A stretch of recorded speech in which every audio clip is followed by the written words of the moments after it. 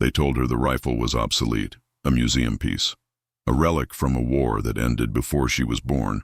But when every modern weapon failed, when technology betrayed them, and when lives hung by a thread in the Afghan mountains, that old rifle became the only thing standing between survival and catastrophe. Before we continue, drop a comment below and tell us what city or country you're watching from. We love hearing from our global community.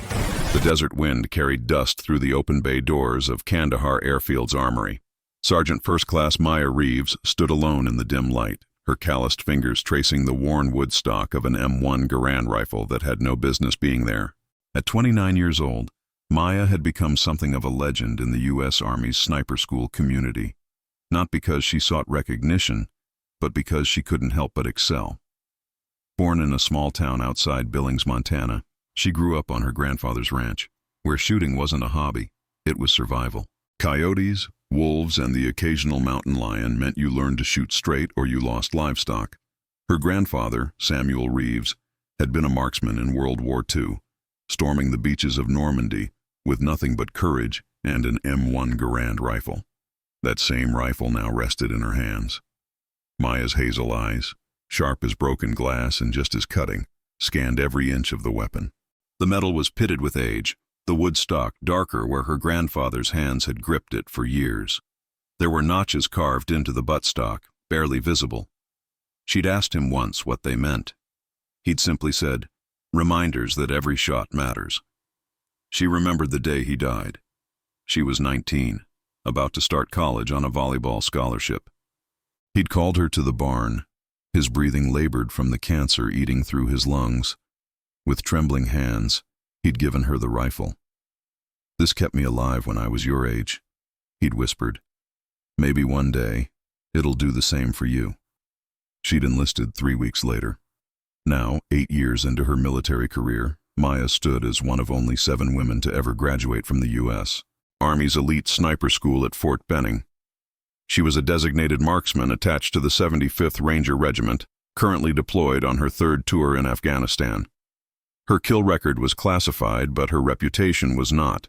They called her Ghost because targets dropped before they even knew she was there. "Sergeant Reeves." The voice cut through her thoughts. Maya turned to see Captain Brandon Holloway standing in the doorway, his arms crossed, his expression hovering between irritation and curiosity.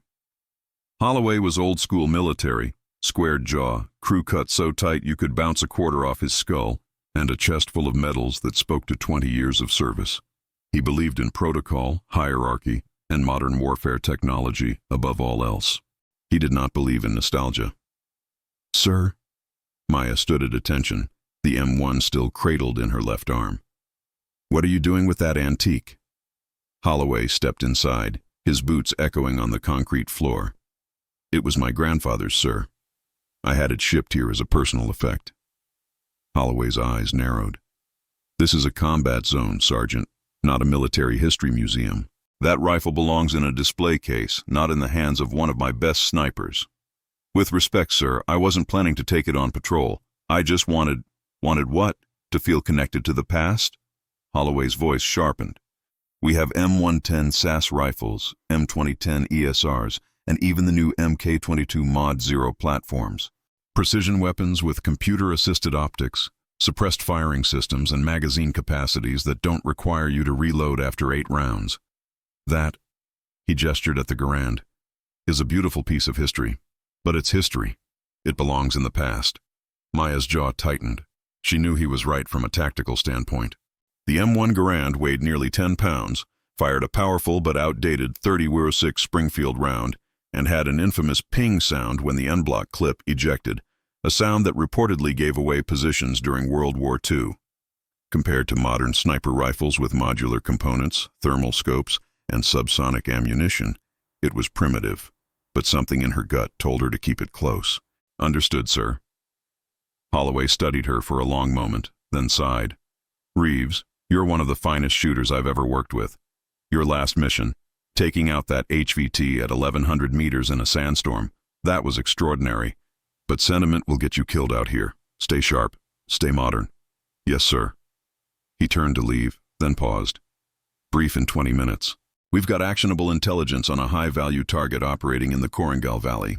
Full platoon movement. Gear up." The door slammed shut behind him. Maya exhaled slowly, her thumb brushing over the worn wood one more time. Then she carefully placed the M1 back in its case, locked it, and moved toward her locker where her modern equipment waited. But she couldn't shake the feeling, something her grandfather used to say when a storm was coming. "Trust your gut, Maya. Gear can fail, technology can break, but instinct? That's what keeps you alive." The briefing. The operations room was packed with bodies. Rangers, intelligence officers, and support personnel crowded around a digital map projection of the Korengal Valley. The valley was notorious, a narrow stretch of hostile terrain where insurgents had been ambushing coalition forces for years. They called it the Valley of Death.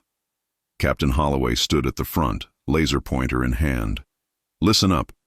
We've received credible intel that Farhan Zadran, a Taliban commander responsible for at least 12 IED attacks on coalition convoys, is holed up in a compound approximately 15 clicks northeast of our position. This is a capture or kill operation. Rules of engagement are clear. He's armed, dangerous, and surrounded by fighters loyal to him." Maya studied the map. The compound sat on a ridgeline, surrounded by rocky terrain with limited approach vectors. Sniper nests could be anywhere. "Reeves," Holloway said, locking eyes with her, "you'll be our overwatch. Position here." He pointed to a hillside overlooking the compound, with a clear line of sight on the primary structure. "Your job is to neutralize any threats that could compromise the assault team." "Understood, sir." "Tech support will have a Reaper drone overhead with full ISR capability. You'll have real-time thermal imaging fed directly to your scope. This is a modern operation with modern solutions." The briefing continued for another 20 minutes. Extraction points, communication protocols, medevac procedures. Maya absorbed it all, her mind already running scenarios, calculating wind speed, bullet drop, and every possible complication. But something gnawed at her. Modern solutions. She'd seen technology fail before. Scopes fogging in extreme cold. Batteries dying at the worst moment. Electromagnetic interference scrambling communications. Out here, in the mountains where the earth itself seemed hostile, nothing was guaranteed. After the briefing, as the team dispersed to prep their gear, Maya returned to the armory. She opened the case containing the M1 Garand and stared at it. "You're being ridiculous," she muttered to herself. But her hands were already moving, disassembling her modern rifle and checking the Garand's action. The mechanism was smooth, despite its age. Her grandfather had maintained it religiously. She had 4 on-block clips, 32 rounds total. Not much, but enough. She packed both rifles, just in case. Into the valley, the Black Hawk helicopter cut through the pre-dawn darkness, its rotors hammering the thin mountain air. Maya sat near the open door, her gear secured, her mind focused. Beside her sat Corporal Danny Kim, a 19-year-old ranger on his first deployment. His hands trembled slightly as he gripped his rifle. "You good?" Maya asked. Danny nodded quickly. Yeah, I'm good." "First time in the valley?" "Yes, Sergeant." Maya gave him a small, reassuring smile. "Stick to your training, watch your sectors, and remember, fear is just your body getting ready to perform. Use it." Danny's shoulders relaxed slightly. "Thanks, Sergeant." The pilot's voice crackled over the comms. 2 minutes to LZ. Maya pulled her night vision goggles down and scanned the terrain below. The Korengal Valley stretched out like a wound in the earth, narrow, jagged, and unforgiving. She could see the compound now, a cluster of mud brick structures clinging to the hillside like a wasp's nest. The helicopter flared, and boots hit the ground. "Move! Move! Move!" The assault team fanned out, moving with practiced precision toward the compound. Maya broke off with her spotter, Specialist Marcus Webb, heading toward the overwatch position. They climbed for 30 minutes, their breathing labored in the thin air, until they reached a rocky outcrop with a perfect vantage point. Maya set up her M110 sniper rifle, the familiar weight settling into her shoulder. Marcus pulled out the spotting scope and began scanning. "I've got movement," Marcus whispered. 2 tangos on the roof, armed, AK pattern rifles. Maya adjusted her scope, the thermal imaging overlay painting the world in shades of green and white. She could see them, 2 fighters, alert, scanning the approaches. Wind, 3 knots from the east, Marcus said. Range, 420 meters. Maya's breathing slowed. Her finger rested gently on the trigger. Tango 1, center mass. The shot was clean. The fighter dropped without a sound. Tango 2, shifting! She fired again. Another clean hit. Overwatch, clear, she reported over comms. The assault team moved in. For the next 20 minutes, everything went according to plan. The Rangers breached the compound, clearing rooms with methodical efficiency. Maya provided overwatch, her scope sweeping for threats. Then everything went wrong. When technology fails. Contact! Multiple hostiles emerging from... The radio exploded with static. Maya's scope flickered, the thermal overlay glitching. She pulled her eye away from the optic, her heart racing. Marcus, what the hell? EMP burst, Marcus shouted. They've got some kind of jammer. All our electronics just went dark. Maya looked at her rifle. The computerized scope was dead. The laser rangefinder, useless. The communication system, silent. In an instant, their technological advantage had evaporated. Below, the assault team was pinned down. She could hear the gunfire even without comms. A vicious firefight had erupted. Muzzle flashes lit up the compound like lightning, and then she saw him. A figure emerged on the far side of the compound, nearly 900 meters away. Even without optics, Maya recognized the body language, confident, commanding. Farhan Zadran. He was directing his fighters, preparing to flank the trapped Rangers. I need a shot, Maya said through gritted teeth. You can't, Marcus replied. Not without the scope. 900 meters with iron sights in this light? That's impossible. Maya's hands moved on instinct. She pulled out the M1 Garand. Marcus stared. Are you serious? Dead serious. She loaded a clip, the 8 rounds sliding home with a metallic click. The rifle felt different from her modern weapon, heavier, more solid, as if it carried the weight of history itself. She pressed her eye to the iron sights. Her grandfather's voice echoed in her memory. Technology is a tool, Maya. But skill? Skill is eternal. 3 days after the mission in the Korangal Valley, Maya Reeves found herself standing in front of 40 soldiers in a makeshift classroom on Kandahar Airfield. The room was packed. Rangers, snipers from other units, even a few special forces operators who'd heard the story and wanted to see the woman and the rifle for themselves. Lieutenant Colonel Vance had requested that Maya give a presentation on the mission. It wasn't really a request.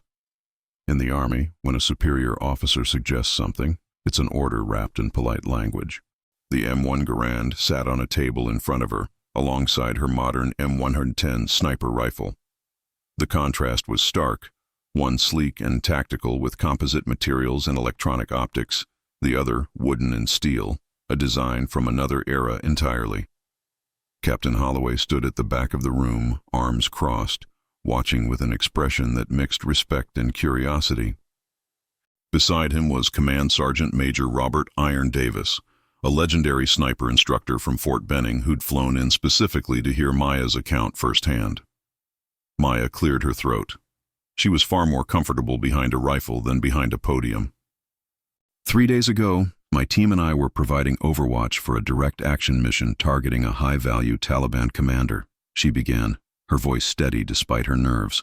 Everything was going according to plan until an EMP device, likely repurposed from captured equipment, created a localized jamming field that disabled all our electronic systems. She gestured to the M110. This rifle, excellent as it is, became a paperweight. No scope, no rangefinder, no communications. We were effectively blind at a moment when the assault team needed us most. A hand went up, a young corporal in the second row. Sergeant, why didn't you just move closer, get within effective range of iron sights? Good question. The terrain didn't allow it. We were on the only elevated position with clear line of sight to the compound. Moving would have taken at least 20 minutes. Time the Rangers didn't have. They were already pinned down, taking casualties. She picked up the M1 Garand, feeling its familiar weight. This rifle belonged to my grandfather, Samuel Reeves. He carried it through the European theater in World War II. When I was growing up, he taught me to shoot with it. Not because he was nostalgic, but because he believed that if you could shoot well with iron sights, you could shoot well with anything. Maya ejected the N-block clip to show it was clear, then demonstrated the action. The M1 Garand fires a .30-06 Springfield round. Powerful, but with significant bullet drop at extended range. It holds 8 rounds in a fixed internal magazine. When the last round is fired, the clip ejects with a distinctive ping sound. She paused, making eye contact with several soldiers. Most of you are probably thinking the same thing I thought when I pulled this rifle out of its case that day. This is crazy. This is a museum piece. It has no place in modern combat. Several heads nodded. You'd be right, Maya continued. In 99% of situations, modern equipment is superior. But that day, we were in the 1%. And in that moment, this obsolete rifle was the only thing that could save lives. She walked them through the math. Wind calculation, elevation adjustment, the trajectory arc of the bullet over 900 meters. She explained how she'd compensated for the thin mountain air, how she'd read the environmental conditions without instruments, relying purely on experience and feel.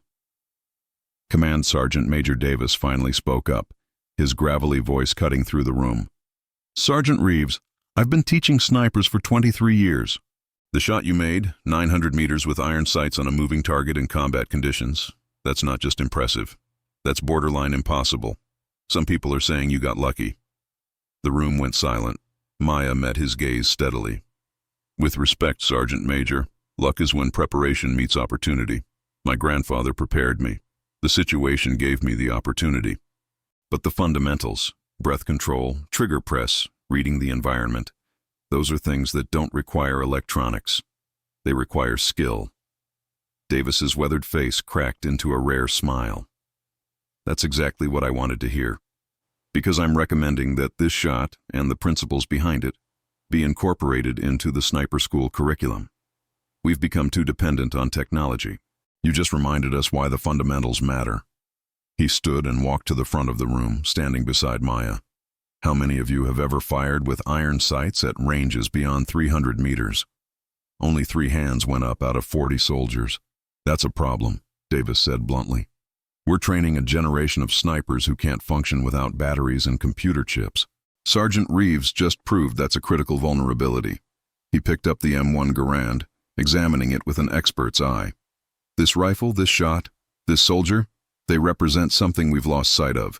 The fundamentals of marksmanship that transcend technology. He turned to Maya.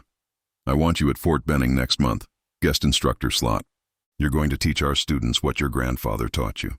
Maya blinked, surprised. Sergeant Major, I'm still deployed. I'll handle the paperwork, Lieutenant Colonel Vance said from the doorway. She'd been listening from outside. Consider it done. You'll finish your rotation here, then report to Benning. That's not a request, Sergeant. The story spreads. What Maya didn't know, what none of them knew in that classroom, was that the story was already spreading far beyond Kandahar Airfield. A journalist embedded with another unit had heard about the mission through the military grapevine. With proper clearance and heavily redacted details to protect operational security, he wrote an article titled, Old Rifle, New War, How a WE-2 Weapon Saved Lives in Afghanistan. The article went viral. Within a week, it had been picked up by major news outlets. Veterans groups shared it. Military historians analyzed it. Gun enthusiasts debated the technical aspects in online forums. Maya's name was kept out of most reports, operational security again. But the story of the female Army sniper who made an impossible shot with her grandfather's rifle became legend. The old guard of the military, veterans who'd carried M1 Garands in Korea and Vietnam, felt vindicated. The new generation learned a lesson about respecting the past while embracing the future. And somewhere in Montana, in a small cemetery outside Billings, Samuel Reeves's gravestone stood silent, keeping watch over the land he'd loved, unaware that his rifle had made history one more time. The cost of legend. But with fame came complications. Maya returned to her quarters one evening to find Staff Sergeant Nicole Chen waiting for her. Chen was a fellow sniper, one of the few other women in the unit, and someone Maya considered a friend. You've been avoiding me, Chen said without preamble. I've been busy. Bullshit, Chen stood, her expression hard. Ever since the Korangal mission, you've been different. Distant. Everyone's treating you like some kind of mythical figure, and you're letting it happen. Maya sat down heavily on her bunk. I don't know what you want me to say, Nicole. I want you to acknowledge that this is weird. You made one incredible shot, and now suddenly you're being treated like the second coming of Carlos Hathcock. Command is pulling you out of deployment to teach at Benning. There's talk of a medal ceremony. People are calling you Ghost like it's a superhero name instead of a call sign. I didn't ask for any of this. I know you didn't. Chen's voice softened. But it's happening anyway, and I'm worried about you, because I know you, Maya. You don't like attention. You don't like being put on a pedestal. And right now, that's exactly where everyone's trying to put you. Maya looked at the M1 Garand in its case. That shot, it wasn't me being special. It was me using the skills my grandfather taught me. It was about honoring his legacy. I know, but that's not the story people want to hear. They want to hear about the badass female sniper who defied impossible odds. They want a hero. And whether you like it or not, you've become that hero. There was a long silence. What if I fail? Maya finally asked, her voice barely above a whisper. What if I go to Fort Benning and can't teach what my grandfather taught me? What if the next time I'm in a situation like that I miss? Everyone's expecting. I don't know what they're expecting, but it feels like too much. Chen sat down beside her. You won't fail. You know why? Because you're not doing this for the attention or the recognition. You're doing it because you believe in the fundamentals. You believe in passing on what your grandfather gave you. That's real. That's honest. And that's what makes you a good teacher. Maya leaned back against the wall. I miss when things were simple. Just me, a rifle, and a mission. I know. But simple is gone now. You changed something that day in the Korangal. You reminded everyone that skill still matters, that the human element can't be replaced by technology. That's huge, Maya. And yeah, it comes with pressure, but it also comes with opportunity, the opportunity to shape how the next generation of snipers thinks about their craft. The unexpected visitor. 2 days before Maya was scheduled to leave Afghanistan, she was summoned to the base commander's office. When she arrived, she found Lieutenant Colonel Vance sitting with an elderly man in civilian clothes, khaki pants, a worn flannel shirt, and a baseball cap with a 101st Airborne patch. Sergeant Reeves, this is Mr. James Coleman, Vance said. He's traveled a very long way to meet you. The old man stood slowly, arthritis evident in his movements, but his eyes were sharp and clear. He extended a weathered hand. Mr. Coleman, Maya said, shaking his hand and noting the firm grip despite his age. Please, call me Jim. His voice carried the faint accent of rural Pennsylvania. Sergeant, I heard about what you did with that M1 Garand, about the shot you made. Sir, Let me finish, he said gently. I'm 89 years old. I was in the 29th Infantry Division in World War II. I carried an M1 Garand from Normandy to the Elbe River. That rifle saved my life more times than I can count. He reached into a canvas bag and pulled out a photograph, faded and creased. It showed a young soldier, barely 20, standing in front of a destroyed building, holding an M1 Garand. That's me in France, summer of 1944, Jim said. And this? He pulled out another photograph. Is your grandfather, Samuel Reeves. Maya's breath caught. The photo showed 2 young soldiers, arms around each other's shoulders, smiling despite the devastation around them. One was Jim Coleman. The other was unmistakably her grandfather. You knew him? We were in the same company. Best damn shot I ever saw. He saved my life at least 3 times. Jim's eyes grew distant with memory. There was one time near St. Lo, we were pinned down by a German machine gun nest. Everyone was panicking, but Sam, your grandfather, he just got this calm look on his face. Took out his rifle, breathed slow, and made a shot I still can't believe. 400 yards through a window the size of a dinner plate. One shot. Machine gun went silent.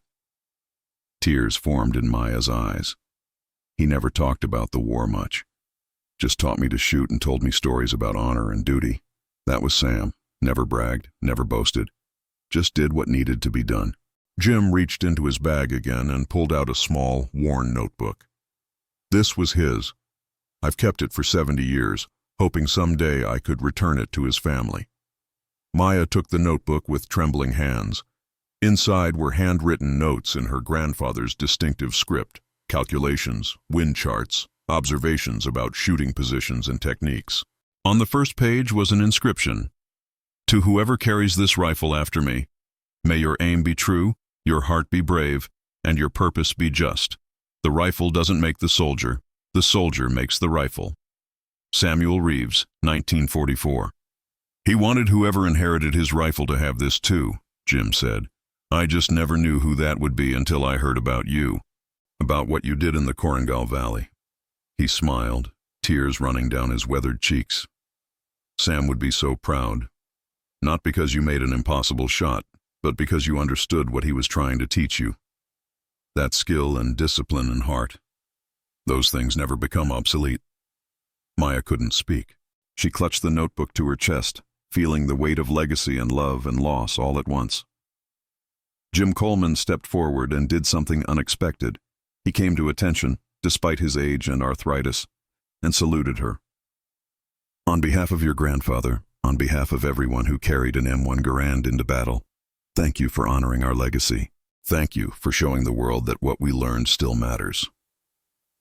Maya returned the salute, tears streaming down her face.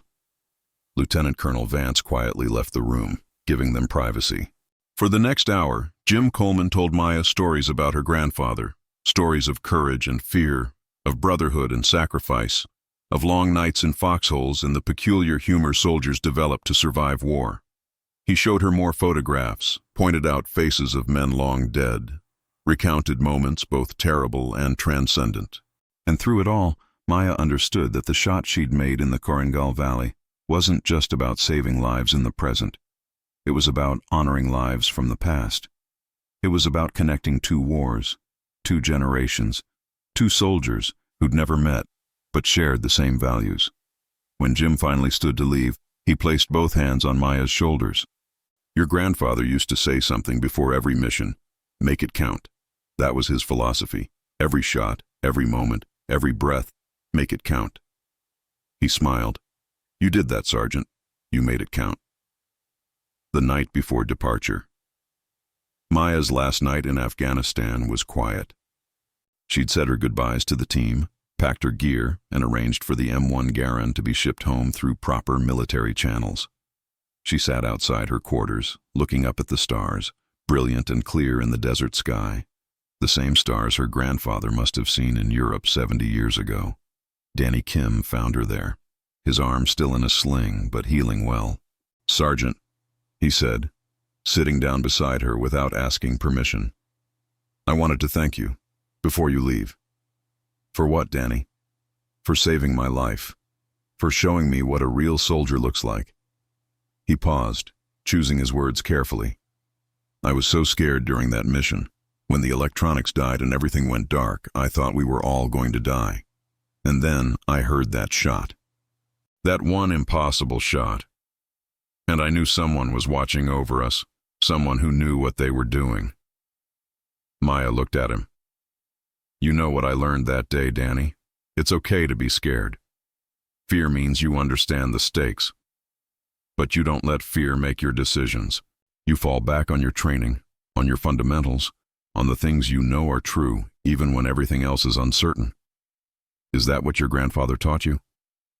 "That's what he showed me. There's a difference." She smiled.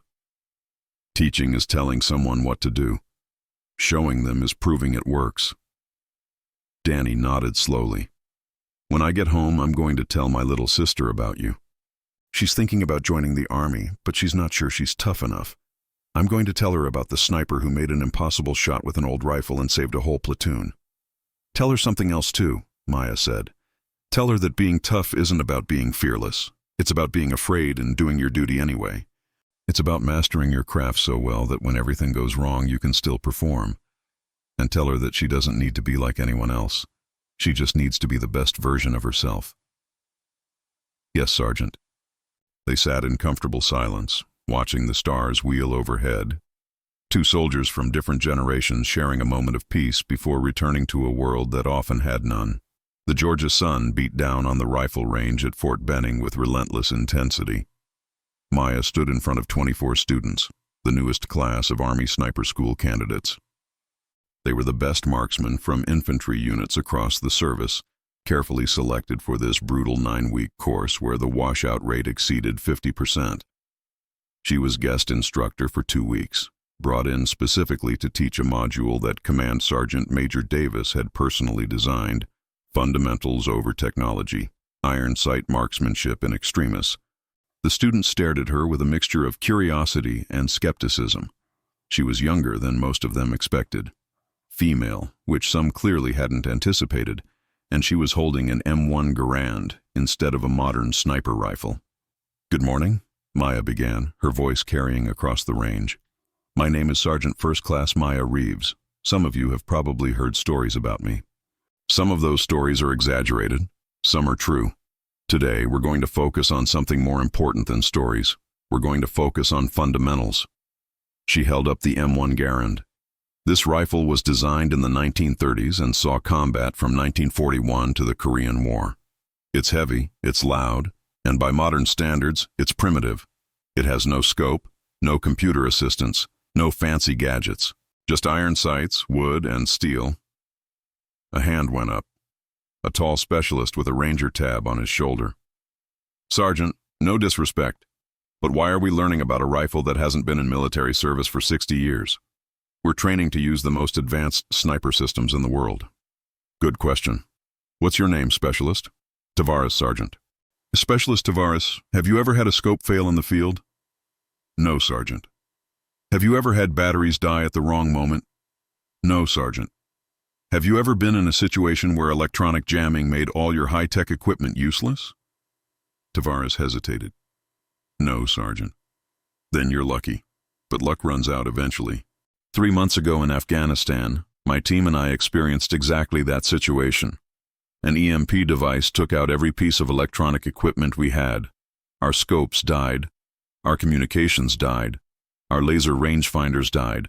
We were on overwatch for a platoon of Rangers who were about to be overrun, and the only tool I had that still worked was this rifle." She let that sink in. "I made a 900-meter shot with iron sights and saved lives. Not because I'm special, not because I'm superhuman, but because my grandfather taught me the fundamentals so well that I could function without technology. That's what we're here to learn. Not how to be better with fancy equipment, but how to be lethal with the basics." The skepticism on their faces began to shift into interest. For the next 2 hours, Maya walked them through everything her grandfather had taught her. Breath control, trigger discipline, reading wind without instruments, calculating bullet drop using only observation and experience, maintaining focus under stress. She had them fire their modern rifles with the scopes turned off, forcing them to use backup iron sights. Most struggled. Several missed targets at 300 meters, ranges they could easily hit with magnified optics. "This isn't about abandoning technology," Maya explained as she walked the line, correcting stances and positions. "It's about understanding that technology is a tool, not a crutch. When you master the fundamentals, technology enhances your capabilities. But when you depend entirely on technology, you become helpless the moment it fails." By the end of the first day, every student was frustrated, humbled, and deeply engaged. On the third day, Maya brought out her grandfather's notebook, the one Jim Coleman had given her. She read passages to the class, sharing 70-year-old wisdom that remained perfectly relevant. "A sniper's greatest weapon is not his rifle, but his patience. Wait for the shot, don't force it. In combat, your breathing becomes irregular. This is natural. Learn to shoot between breaths in that moment of stillness. Respect your target. Even in war, you are taking a life. Make sure it matters." The students listened with reverence, realizing they were receiving instruction not just from Maya, but from a ghost of World War II, a soldier who'd proven these principles under the most extreme conditions imaginable. The test. On the final day of Maya's module, Command Sergeant Major Davis arrived to observe. With him were several high-ranking officers from the Maneuver Center of Excellence, the branch of the Army responsible for training infantry and armor soldiers. Sergeant Reeves has proposed a demonstration, Davis announced to the class, a test of fundamentals versus technology. He gestured to the range. At 500 meters, a target was set up, a standard silhouette. Not an impossible distance, but challenging enough to test skill.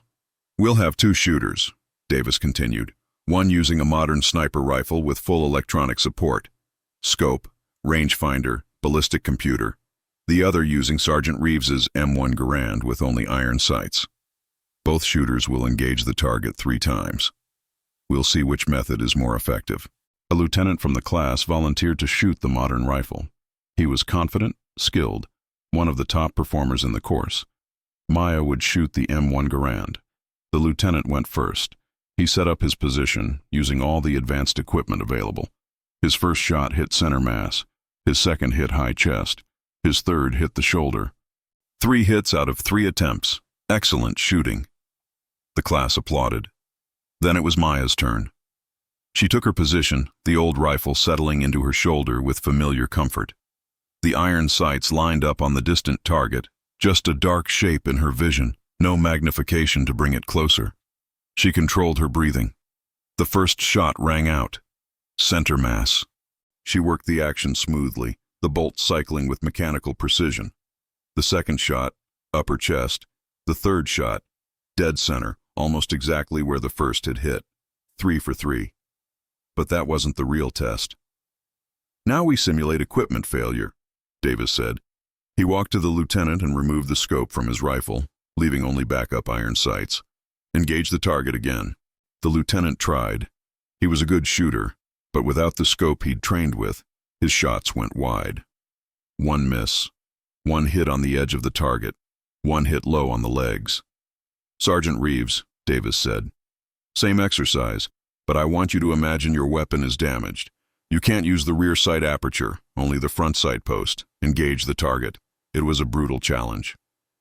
Shooting with only a front sight post meant no reference point for alignment, no precision aiming. It was almost like pointing and hoping. Maya closed her eyes for a moment, remembering her grandfather's voice. The rifle is just an extension of your body. Feel where it's pointed. Trust your instinct. She opened her eyes, brought the rifle up, and fired purely on instinct and thousands of hours of practice. The shot hit. Not center mass, but it hit. Upper torso, right side. The class erupted in shocked murmurs. That's the difference, Davis said, his voice cutting through the noise.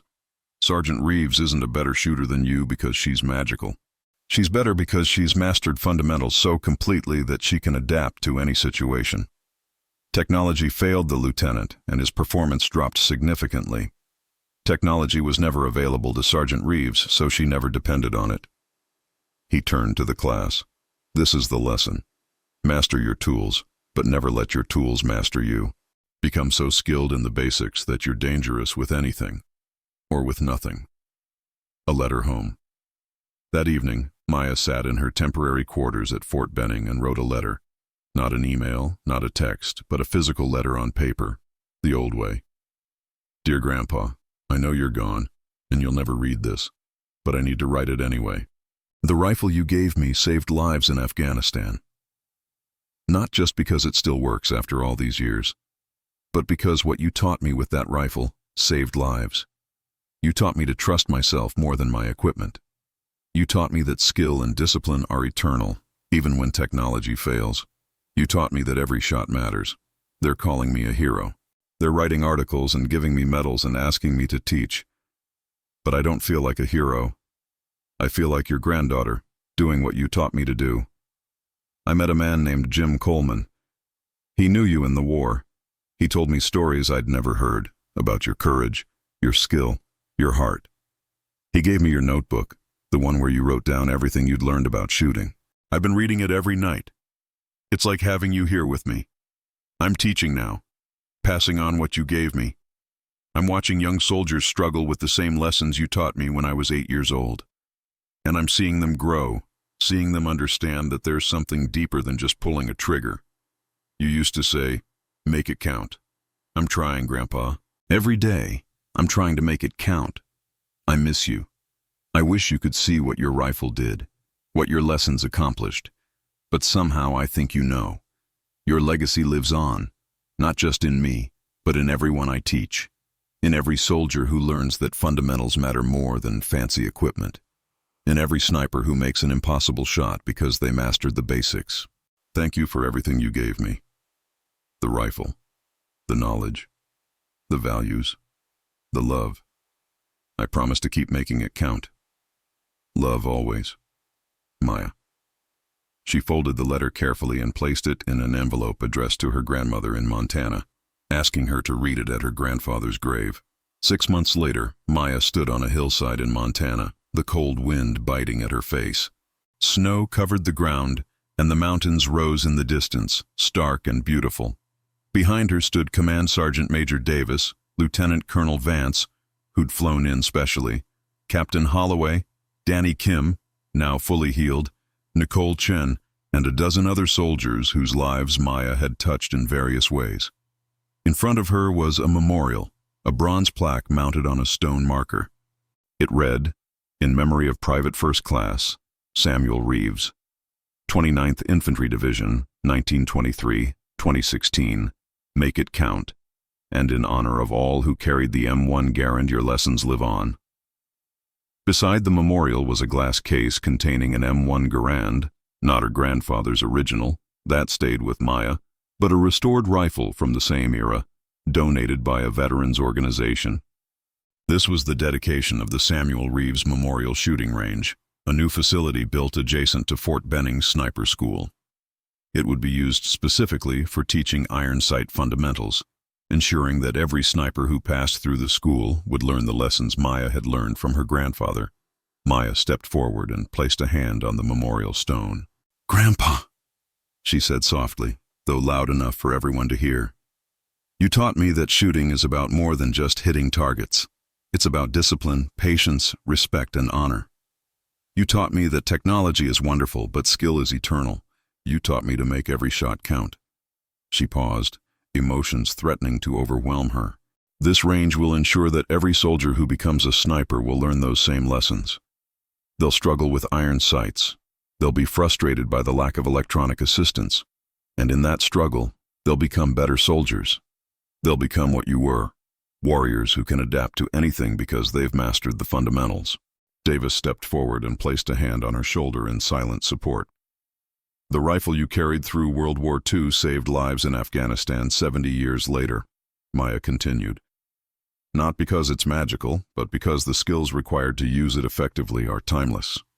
This memorial isn't just about honoring the past. It's about preparing for the future, a future where soldiers understand that their greatest weapon isn't in their hands, it's in their hearts and minds." She stepped back and saluted the memorial. Every soldier present came to attention and saluted as well. The ceremony was simple but profound. There were no speeches from politicians, no cameras, no media spectacle. Just soldiers honoring a soldier. Just one generation thanking another. Afterward, as the crowd dispersed, Danny Kim approached Maya. "My sister enlisted," he said with a smile. "She starts basic training next month. I told her about you, about the shot you made, about everything you taught me." "What did she say?" "She said she wants to be a sniper. She said if you could make an impossible shot with an old rifle, she can do anything she sets her mind to." Maya felt tears forming but blinked them back. "Tell her I said good luck, and tell her the most important lesson I ever learned. It's not about the rifle, it's about the person holding it." "I will." Epilogue. 3 years later, Maya Reeves stood at a podium in the Pentagon wearing her dress uniform with new rank insignia, Sergeant Major. Her chest held a silver star, a bronze star with V device, and several other decorations earned over multiple deployments. She was addressing a conference on the future of military training, speaking to generals, policymakers, and defense contractors about the importance of maintaining fundamental skills in an increasingly technological military. The M1 Garand sat on a display stand beside her. "This rifle," she said, gesturing to it, "represents a philosophy that we must never abandon. Yes, we should embrace new technology, Yes, we should give our soldiers the best equipment available, but we must also ensure they can function when that technology fails. And it will fail. In the mountains of Afghanistan, in the jungles of wherever the next conflict takes us, in situations we can't predict, our soldiers need skills that don't require batteries or computer chips. She picked up the rifle, holding it like the old friend it had become. My grandfather carried this through World War II. I carried it in Afghanistan. And now it's teaching the next generation at the Samuel Reeves Memorial Range. It's not just a rifle anymore. It's a symbol. A reminder that the fundamentals of soldiering never become obsolete. She set the rifle back down gently. Technology will continue to advance. We'll have smarter weapons, better optics, more precise systems. But none of that matters if we forget how to shoot, move, and communicate at the most basic level. None of it matters if we train soldiers who are helpless the moment their equipment fails. She looked out at the audience, hardened warriors and desk-bound planners, young officers and senior leaders. The greatest weapon we have isn't in our arsenal. It's in our training. It's in our people. It's in soldiers who are so well trained in fundamentals that they can adapt to anything. That's what this rifle taught me. That's what my grandfather's legacy represents. And that's what we must preserve, even as we march into an uncertain future. The room erupted in applause. After the conference, Maya returned to her hotel room and opened her laptop. An email was waiting from Jim Coleman's daughter. The old veteran had passed away peacefully in his sleep 2 weeks earlier. But attached to the email was a video. Maya clicked play. Jim Coleman's face appeared, recorded some time before his death. His voice was weak, but his eyes were bright. "Maya," he said, "if you're watching this, I'm gone. But I wanted to tell you one more story about your grandfather, one I never got a chance to share in person." He paused, gathering strength. "The last time I saw Sam was in 1945, right after the war ended. We were waiting to ship home, sitting in a camp in Germany, and I asked him what he was going to do with his rifle. Most guys wanted to leave them behind. Forget about the war, move on." Jim smiled at the memory. But Sam said something I never forgot. He said, "This rifle and I made a promise to each other. It kept me alive, so I'll keep it safe. And maybe one day when the world needs reminding that courage and skill matter more than fancy equipment, this rifle will serve again." He was right, Maya. That day in the Korengal Valley, his rifle served again. And it will keep serving, as long as soldiers like you remember what it represents. Jim leaned closer to the camera. "You've honored his legacy better than he ever could have imagined. You've turned a single shot into a movement. You've reminded an entire generation of warriors about the fundamentals. Sam would be so proud. I know I am." His image faded. Maya wiped tears from her face and opened her own video recording app. She hit record. "Grandpa," she said to the camera, "your friend Jim just passed away. Before he died, he made sure I knew how proud you'd be. I wanted you to know. I'm still making it count. Every day, every shot, every lesson I teach." She held up the photograph of her grandfather in his World War II uniform, the one she carried everywhere. "Your rifle is in the Smithsonian now, in a special exhibit on military history, Continuer 12. But a replica sits at Fort Benning, teaching new snipers the old ways. Your notebook is required reading in advanced marksmanship courses, and your philosophy, make it count, has become something of a motto for the entire sniper community." She smiled through her tears. "You're gone, but your lessons live on, in me, in every soldier I train, in every sniper who learns that fundamentals matter more than fancy equipment, in every warrior who faces the impossible and succeeds because they mastered the basics." Maya set the photograph down gently. "I promise to keep passing it on. Your legacy won't die with me. It'll live forever, as long as there are soldiers willing to learn. As long as there are warriors who understand that true strength comes not from weapons, but from the hearts and minds of those who wield them." She reached forward and stopped the recording. Then she picked up the photograph one more time, pressed it to her heart and whispered, "Thank you, Grandpa, for everything." The final lesson. The morning sun rose over Fort Benning, casting golden light across the Samuel Reeves Memorial Range. A new class of sniper students gathered, nervous and eager, ready to begin their journey. Maya stood at the front, an M1 Garand in her hands, preparing to teach the same lessons her grandfather had taught her decades ago on a ranch in Montana. "Good morning," she said. "My name is Sergeant Major Maya Reeves, and today we're going to learn the most important lesson in marksmanship.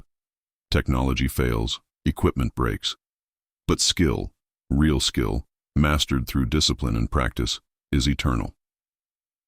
She held up the rifle. "This weapon is older than most of your parents. It has no computer, no scope, no modern conveniences. And it's going to teach you more about being a sniper than any piece of advanced equipment ever could." The students stared at her with the same mix of skepticism and curiosity she'd seen so many times before. She smiled. "Let's begin." And as she started teaching, explaining breath control and trigger discipline, demonstrating proper stance and sight alignment, Maya felt her grandfather's presence, not as a ghost, but as a living force, flowing through her words and actions. His lessons had survived a world war, decades of peace, and another war in a different era. They would survive long after Maya was gone, too. Because some things, courage, discipline, skill, honor, never become obsolete. Some things are eternal, and sometimes an old rifle can teach new soldiers the most important lesson of all: